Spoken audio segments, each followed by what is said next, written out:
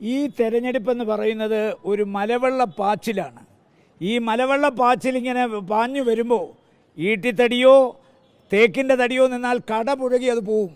അതുകൊണ്ട് ഈ തെരഞ്ഞെടുപ്പ് UDFിൻ്റെ സ്ഥാനാർത്ഥികളുടെ സൗന്ദര്യം നോക്കിയോ അവരുടെ പാരമ്പര്യം നോക്കിയല്ല. ഇത്തവണ LDFിനെതിരെ വിധി എഴുതാൻ കാത്തു നിൽക്കുന്ന ഒരു ജനസമൂഹത്തിന് മുമ്പിൽ സ്ഥാനാർത്ഥിയുടെ പാരമ്പര്യവും പൈതൃകവും സൗന്ദര്യവും ഒന്നും ഒരു വിഷയമല്ല. ഞാൻ എൻ്റെ കാര്യം വളരെ നേരത്തെ നിങ്ങളോട് പരസ്യമായി പ്രഖ്യാപിച്ചതാണ്.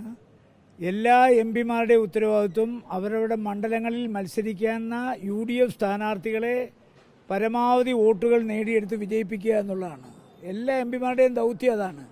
കാരണം ഈ ഞങ്ങളെ MP-മാരാക്കാൻ കഷ്ടപ്പെട്ട ആളുകളാണിപ്പോൾ ഈ തെരഞ്ഞെടുപ്പിൽ മത്സരിക്കുന്നത്. അപ്പോൾ അവരെ MLA-മാരാക്കുക എന്നുള്ള ദൗത്യം ഏറ്റെടുത്ത് അവർക്ക് വേണ്ടി പ്രവർത്തിക്കുക എന്നുള്ളതാണ് MP-മാരുടെ ഉത്തരവാദിത്വം. കേരളത്തിലെ കോൺഗ്രസ് പട്ടിക പ്രസിദ്ധീകരിക്കുന്നവരെ ആർക്ക് വേണമെങ്കിലും അവരുടെ വാദഗതികളുമായി മുന്നോട്ട് പോകാം, മനസ്സിലായില്ലയോ? അപ്പോൾ സീറ്റിന് വേണ്ടി ശ്രമിക്കാം. പക്ഷേ കോൺഗ്രസ് ഹൈക്കമാൻഡ് അന്തിമമായ ഒരു തീരുമാനമെടുത്തു കഴിഞ്ഞാൽ കേരളത്തിലെ ഒരു MP-യും അതിനെതിരെ നിൽക്കുമെന്നുള്ള പ്രതീക്ഷ എനിക്കില്ല. കാരണം എല്ലാവരും കോൺഗ്രസ് വികാരം ഉൾക്കൊള്ളുന്ന ആളുകളാണ്. ജനങ്ങളുടെ ആഗ്രഹങ്ങൾക്ക് വിപരീതമായി ഒരു MP-യും പ്രവർത്തിക്കില്ല. കാരണം കേരളത്തിലെ പൊതുജന സമൂഹം ഈ ഗവൺമെൻറ് മാറി UDFിൻ്റെ നേതൃത്വത്തിലൊരു ഗവൺമെൻറ് വരണമെന്ന് ആഗ്രഹിക്കുമ്പോൾ ആ ജനവികാരത്തിനെതിരായി നിൽക്കാൻ ഒരു MP-യും തയ്യാറാവില്ല. പാർട്ടി മുന്നണി പ്രഖ്യാപിക്കുന്ന സ്ഥാനാർത്ഥികളെ വിജയിപ്പിക്കുക എന്നുള്ളതാണ് MP-മാരുടെ ഉത്തരവാദിത്വം. നമസ്കാരം.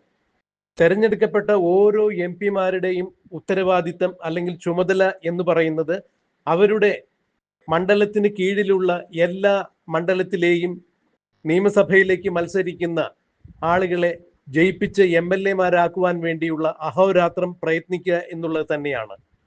MP-മാരായി ഇപ്പോൾ ജയിച്ചു വന്നിരിക്കുന്ന ആളുകളെ MP-മാരാക്കുവാൻ വേണ്ടി, ജയിപ്പിക്കുവാൻ വേണ്ടി അഹോരാത്രം പണിയെടുത്തവരാണ് പ്രവർത്തകരായ ഇപ്പോൾ MLA സ്ഥാനത്തേക്ക് മത്സരിക്കുന്ന നേതാക്കൾ. അവരെ പൂർണ്ണമായും ചേർത്ത് പിടിച്ചുകൊണ്ട് അവരെ വിജയിപ്പിക്കുക, പാർട്ടിയുടെ സുനിശ്ചിതമായ വിജയത്തിന് വേണ്ടി, കെട്ടുറപ്പുള്ള ഒരു ഭരണത്തിന് വേണ്ടി എല്ലാവരും ഒത്തൊരുമയോടുകൂടി പൊരുതുക, പോരാടുക. ഇത് തന്നെയാണ് 2026 നിയമസഭാ തെരഞ്ഞെടുപ്പിൽ കേരളത്തിൽ നിന്നുള്ള ഓരോ MP-മാരുടെയും ചുമതല എന്നാണ് കാസർഗോഡ് MP-യായ രാജ്മോഹൻ ഉണ്ണിത്താൻ മാധ്യമങ്ങളെ കണ്ടപ്പോൾ പറഞ്ഞത്. ചില MP-മാർ നിയമസഭയിലേക്ക് മത്സരിക്കുവാൻ വേണ്ടി കച്ചകെട്ടുന്നുണ്ടല്ലോ എന്നുള്ള മാധ്യമങ്ങളുടെ ചോദ്യത്തിന് മത്സരിക്കുവാനുള്ള താല്പര്യം ആർക്കുമാകാം. വിജയസാധ്യത പരിഗണിച്ചാണ് ഓരോരോ മണ്ഡലങ്ങളിലെയും സ്ഥാനാർത്ഥികളെ പരിഗണിക്കുന്നത്. എന്നാൽ MP-മാരുടെ ചുമതല എന്നുള്ളത് അവർ MP-മാരായി കഴിഞ്ഞിരിക്കുന്നു. അവരെ MP-മാരാക്കുവാൻ വേണ്ടി ഓടി നടന്ന് പ്രയത്നിച്ച പാർട്ടി പ്രവർത്തകരിൽ MLA സ്ഥാനത്തേക്ക് വേണ്ടി മത്സരിക്കുന്ന, നിയമസഭാ മണ്ഡലത്തിലേക്ക് മത്സരിക്കുന്ന യോഗ്യതയുള്ള പ്രവർത്തകർ തന്നെയാണ്. ആ യോഗ്യതയുള്ള പ്രവർത്തകരെ MLA-ആയി തിരഞ്ഞെടുക്കുന്നതിന് വേണ്ടി പണിയെടുക്കുക എന്നുള്ളതാണ് MP-മാരുടെ ലക്ഷ്യം. MP-മാർ നിയമസഭാ തെരഞ്ഞെടുപ്പിൽ മത്സരിക്കുന്നതിനോട് തനിക്ക് വ്യക്തിപരമായി താല്പര്യമില്ല എന്ന് രാജ്മോഹൻ ഉണ്ണിത്താൻ വ്യക്തമാക്കി. കോൺഗ്രസിനകത്തു നിന്ന് കണ്ണൂരിൽ KS സുധാകരനും അടൂർ പ്രകാശുമെല്ലാം മത്സര രംഗത്തേക്ക് വരണം, അവർക്ക് നിയമസഭയിലേക്ക് മത്സരിക്കണം എന്നുള്ള താല്പര്യം മുൻനിർത്തി തന്നെയാണ്, അല്ലെങ്കിൽ കേരളത്തിൽ കഴിഞ്ഞ ദിവസം അത്തരത്തിൽ ചില ഒച്ചപ്പാടുകൾ ഉണ്ടായതിനെ കുറിച്ച് മാധ്യമങ്ങൾ രാജ്മോഹൻ ഉണ്ണിത്താന്റെ ശ്രദ്ധയിൽപ്പെടുത്തി കഴിഞ്ഞപ്പോൾ താല്പര്യങ്ങളൊക്കെ എല്ലാവർക്കും പ്രകടിപ്പിക്കാം, എന്നാൽ തീരുമാനങ്ങൾ എടുക്കുന്നത് ഹൈക്കമാൻഡാണ്. ഇതൊരു മഴവെള്ളപ്പാച്ചിലാണ് അഥവാ മലവെള്ളപ്പാച്ചിലാണ്.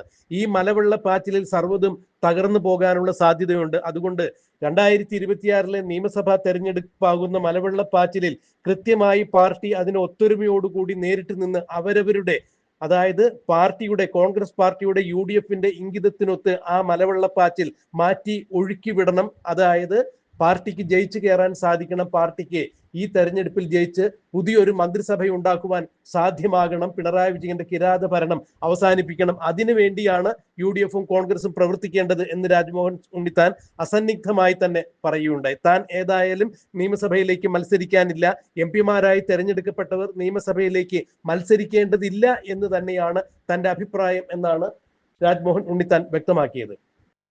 കൂടുതൽ സീറ്റുകളിൽ ഇത്തരം കാര്യങ്ങളോ ആവശ്യങ്ങളോ അവകാശങ്ങളോ തർക്കങ്ങളോ ഉണ്ടാവുകയാണെങ്കിൽ AICC കൃത്യമായി തന്നെ അക്കാര്യത്തിൽ തീരുമാനമെടുക്കും. അതിന് യാതൊരു അർത്ഥശങ്കയ്ക്കും അടിസ്ഥാനമില്ല. കോൺഗ്രസ് വിജയകരമായി തന്നെ കേരളത്തിലെ നിയമസഭാ തെരഞ്ഞെടുപ്പിൽ ജയിച്ചു കയറി വരും. 1977 11 സീറ്റോട് കൂടി തന്നെയാണ് അന്നത്തെ മുഖ്യമന്ത്രിയായിരുന്ന കെ കരുണാകരൻ കേരളത്തിൽ ചരിത്രം സൃഷ്ടിച്ചുകൊണ്ട് ജയിച്ചു കയറി വന്നത്. അതുപോലെ തന്നെ ഇക്കുറി പ്രതിപക്ഷ നേതാവായ വി ഡി സതീശന്റെ നേതൃത്വത്തിൽ നിയമസഭാ തെരഞ്ഞെടുപ്പ് കോൺഗ്രസ് 111 സീറ്റിൽ ജയിച്ച് മഹാഭൂരിപക്ഷത്തോടു കൂടി ഭരണം കൈവരിക്കും. UDF മന്ത്രിസഭ കേരളത്തിൽ രൂപീകരിക്കും എന്ന് തന്നെയാണ് രാജ്മോഹൻ ഉണ്ണിത്താൻ പറഞ്ഞത്. ബാക്കി കേൾക്കുന്നതെല്ലാം മാധ്യമ സൃഷ്ടികളോ അല്ല എന്നുണ്ടെങ്കിൽ താൽക്കാലികമായി ഉണ്ടാകുന്ന പ്രതിഭാസങ്ങളോ മാത്രമാണ്. ആ പ്രതിഭാസങ്ങളുടെ അടിസ്ഥാനത്തിൽ, അതായത് എവിടെ നിന്നെങ്കിലും ആരെങ്കിലും തങ്ങൾക്ക് മത്സരിക്കണം എന്നുള്ള ചില അഭിപ്രായ പ്രകടനങ്ങൾ രേഖപ്പെടുത്തുന്നതിന്റെ പേരിൽ അത്തരത്തിൽ വരുന്ന FB കുറിപ്പുകളുടെ പേരിൽ കോൺഗ്രസിനെ ആരും വിലയിരുത്താൻ നിൽക്കേണ്ട. കോൺഗ്രസ് ഒത്തൊരുമയോടുകൂടി 2026 നിയമസഭാ തെരഞ്ഞെടുപ്പിനെ നേരിടും. കേരളത്തിൽ ശക്തമായ ഭരണവിരുദ്ധ വികാരം നിലനിൽക്കുന്ന സാഹചര്യത്തിൽ, ശക്തമായ പിണറായി വിരുദ്ധ വികാരം നിലനിൽക്കുന്ന സാഹചര്യത്തിൽ UDF സുനിശ്ചിതമായി തന്നെ വിജയം കൈവരിക്കും. 111 സീറ്റുകളോടുകൂടി തന്നെ ജയിച്ചു കയറി വരും, മന്ത്രിസഭ ഉണ്ടാക്കും എന്ന് തന്നെയാണ് രാജ്മോഹൻ ഉണ്ണിത്താൻ തുറന്നടിച്ചത്. രാജ്മോഹൻ ഉണ്ണിത്താൻ മാധ്യമങ്ങൾക്ക് മുന്നിൽ 2026 തെരഞ്ഞെടുപ്പിൽ കോൺഗ്രസ് മഹാഭൂരിപക്ഷത്തോടു കൂടി ജയിച്ചു കയറി വരും, MP-മാർ മത്സരിക്കേണ്ടതില്ല എന്നുള്ള തന്റെ വ്യക്തിപരമായ അഭിപ്രായം പ്രകടമാക്കിക്കൊണ്ട് മാധ്യമത്തിന് നൽകിയ അഭിമുഖത്തിന്റെ പ്രസക്തമായ ഭാഗങ്ങൾ നമുക്കൊന്ന് കേൾക്കാം. എൻ്റെ കാര്യം വളരെ നേരത്തെ നിങ്ങളോട് പരസ്യമായി പ്രഖ്യാപിച്ചതാണ്. എല്ലാ MP-മാരുടെ ഉത്തരവാദിത്വം അവരവരുടെ മണ്ഡലങ്ങളിൽ മത്സരിക്കുന്ന UDF സ്ഥാനാർത്ഥികളെ പരമാവധി വോട്ടുകൾ നേടിയെടുത്ത് വിജയിപ്പിക്കുക എന്നുള്ളതാണ്. എല്ലാ MP-മാരുടെയും ദൗത്യം അതാണ്. കാരണം ഈ ഞങ്ങളെ MP-മാരാക്കാൻ കഷ്ടപ്പെട്ട ആളുകളാണിപ്പോൾ ഈ തെരഞ്ഞെടുപ്പിൽ മത്സരിക്കുന്നത്. അപ്പോൾ അവരെ MLA-മാരാക്കുക എന്നുള്ള ദൗത്യം ഏറ്റെടുത്ത് അവർക്ക് വേണ്ടി പ്രവർത്തിക്കുക എന്നുള്ളതാണ് MP-മാരുടെ ഉത്തരവാദിത്വം. പിന്നെ കോൺഗ്രസിൻ്റെ സ്ക്രീനിങ് കമ്മിറ്റി കൂടിക്കൊണ്ടിരിക്കുകയാണ്. അത് എല്ലാ ജില്ലകളിലെയും സ്ഥാനാർത്ഥി പട്ടികയെ സംബന്ധിച്ചിടത്തോളം വളരെ വിശദമായ ചർച്ചകൾ നടക്കുന്നുണ്ട്. അപ്പോൾ ആർക്ക് വേണമെങ്കിലും കോൺഗ്രസ് ഹൈക്കമാൻഡ് അന്തിമമായ പട്ടിക പ്രസിദ്ധീകരിക്കുന്നവരെ സ്ഥാനാർത്ഥിയാകാൻ ശ്രമിക്കാം. അതിൽ യാതൊരു തെറ്റുമില്ല. പക്ഷേ കോൺഗ്രസ് ഹൈക്കമാൻഡ് പ്രഖ്യാപനം വന്നു കഴിഞ്ഞാൽ പിന്നെ സ്വാഭാവികമായി ആ പ്രഖ്യാപനത്തിന് അനുസൃതമായ സ്ഥാനാർത്ഥികളെ വിജയിപ്പിക്കുക എന്നുള്ള ഉത്തരവാദിത്വം ഏറ്റെടുക്കണമെന്നുള്ളതാണ് എല്ലാവരുടെയും ഉത്തരവാദിത്വം. അതുകൊണ്ട് ആ ഉത്തരവാദിത്വം എല്ലാവരും ഏറ്റെടുക്കും. കേരളത്തിൽ നിന്ന് വിജയിച്ചു വന്നിട്ടുള്ള എല്ലാ MP-മാരും ആ ഉത്തരവാദിത്വം ഏറ്റെടുക്കുമെന്നാണ് എനിക്ക് പറയാനുള്ളത്. അല്ല, ഞാൻ വികാരമാണ് അവിടെ എനിക്ക് മത്സരിച്ചേ പറ്റൂ എന്ന നിലയിൽ അത് സ്വാഭാവികമായി പാർട്ടി ആകെ പ്രതിരോധത്തിലാക്കുന്നുണ്ടോ? ഒരു കാരണവശാലും പാർട്ടി പ്രതിരോധത്തിലല്ല. കാരണം ഒരു പ്രോസസ്സ് നടന്നുകൊണ്ടിരിക്കുകയാണ്. ആ പ്രോസസ്സ് അന്തിമമായി നമ്മുടെ CEC കൂടി കേരളത്തിലെ കോൺഗ്രസ് പട്ടിക പ്രസിദ്ധീകരിക്കുന്നവരെ ആർക്ക് വേണമെങ്കിലും അവരുടെ വാദഗതികളുമായി മുന്നോട്ട് പോകാം. മനസ്സിലായില്ലയോ?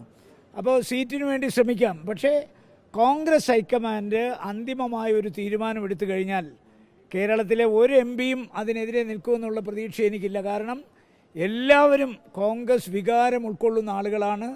അതുകൊണ്ട് എല്ലാവരുടെയും സിരകളിൽ കൂടി ഒഴുകുന്ന രക്തം കോൺഗ്രസിൻ്റേതാണ്. അപ്പോൾ ജനങ്ങളുടെ ആഗ്രഹങ്ങൾക്ക് വിപരീതമായി ഒരു MP-യും പ്രവർത്തിക്കില്ല. കാരണം കേരളത്തിലെ പൊതുജന സമൂഹം ഈ ഗവൺമെൻറ് മാറി UDF-ൻ്റെ നേതൃത്വത്തിലൊരു ഗവൺമെൻറ് വരണമെന്ന് ആഗ്രഹിക്കുമ്പോൾ ആ ജനവികാരത്തിനെതിരായി നിൽക്കാൻ ഒരു MP-യും തയ്യാറാവില്ല. ഒരു ഔചിത്യക്കുറവില്ലേ താങ്കൾ ഈ പറയുന്ന വിവാദം ഉണ്ടാക്കുന്നത്, ഈ സമ്മർദ്ദതന്ത്രം ഉണ്ടാക്കുന്നത്? ഒരു ഞാൻ വീണ്ടും പറയുന്നു, കോൺഗ്രസിൻ്റെ സ്ഥാനാർത്ഥി പ്രോസസ്സ് അന്തിമമായി കഴിഞ്ഞാൽ ഹൈക്കമാൻഡ് സ്ഥാനാർത്ഥി പട്ടിക പ്രസിദ്ധീകരിക്കുന്നവരെ ആർക്ക് വേണമെങ്കിലും സ്ഥാനാർത്ഥിയാകാൻ ശ്രമിക്കാം. അതിലൊരു തെറ്റുമില്ല. പക്ഷേ കോൺഗ്രസിൻ്റെ അന്തിമമായ പട്ടിക പ്രസിദ്ധീകരിച്ചാൽ ഒരൊറ്റ MP പോലും അതിനെതിരെ നിൽക്കുമെന്നുള്ള വിശ്വാസം എനിക്കില്ല. നിൽക്കാൻ സാധ്യതയില്ല. കാരണം അങ്ങനെയാണ് അതിനെ സംബന്ധിച്ച് എനിക്ക് പറയാനുള്ളത്. തീർച്ചയായിട്ടും. അതിനെന്താ തർക്കം? ഞങ്ങളെ വിജയിപ്പിച്ചവരാരാണ്? കോൺഗ്രസ് പ്രവർത്തകരാണ്, കോൺഗ്രസ് നേതാക്കന്മാരാണ്. ആ നേതാക്കന്മാരാണ് അസംബ്ലിയിൽ മത്സരിക്കുന്നത്. അപ്പോൾ എൻ്റെ അസംബ്ലി മണ്ഡലത്തിൽ 7 MLA-മാർ മത്സരിക്കുന്നുണ്ട്. 5 എണ്ണം കാസർഗോഡ് ജില്ലയിൽ, 2 എണ്ണം പിന്നെ കണ്ണൂർ ജില്ലയിൽ, പയ്യന്നൂരും കല്യാശ്ശേരിയും. ഈ 7 അസംബ്ലി മണ്ഡലവും എനിക്ക് ഒരുപോലാണ്. ആ 7 അസംബ്ലി മണ്ഡലത്തിലെയും UDF സ്ഥാനാർത്ഥികളെ വിജയതിലകം അണിയിക്കാൻ വേണ്ടി അഹോരാത്രം കഷ്ടപ്പെടാൻ ഉള്ള ഒരു ഉത്തരവാദിത്വമാണ് എനിക്കുള്ളത്. ആ ഉത്തരവാദിത്വം ഞാൻ നിർവഹിക്കും.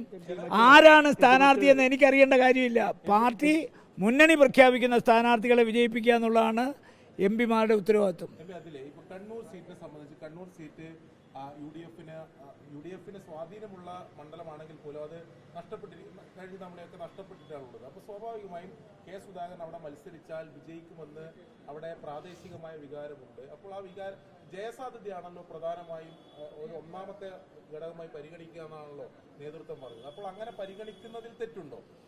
ഈ തെരഞ്ഞെടുപ്പെന്ന് പറയുന്നത് ഒരു മലവെള്ള പാച്ചിലാണ്. ഈ മലവെള്ള പാച്ചിൽ ഇങ്ങനെ പാഞ്ഞു വരുമ്പോൾ ഈട്ടിത്തടിയോ തേക്കിൻ്റെ തടിയോ നിന്നാൽ കടപുഴകി അത് പോവും. അതുകൊണ്ട് ഈ തെരഞ്ഞെടുപ്പ് യു ഡി എഫിൻ്റെ സ്ഥാനാർത്ഥികളുടെ സൗന്ദര്യം നോക്കിയോ അവരുടെ പാരമ്പര്യം നോക്കിയല്ല. ഇത്തവണ എൽ ഡി എഫിനെതിരെ വിധി എഴുതാൻ കാത്തു നിൽക്കുന്ന ഒരു ജനസമൂഹത്തിന് മുമ്പിൽ സ്ഥാനാർത്ഥിയുടെ പാരമ്പര്യവും പൈതൃകവും സൗന്ദര്യവും ഒന്നും ഒരു വിഷയമല്ല.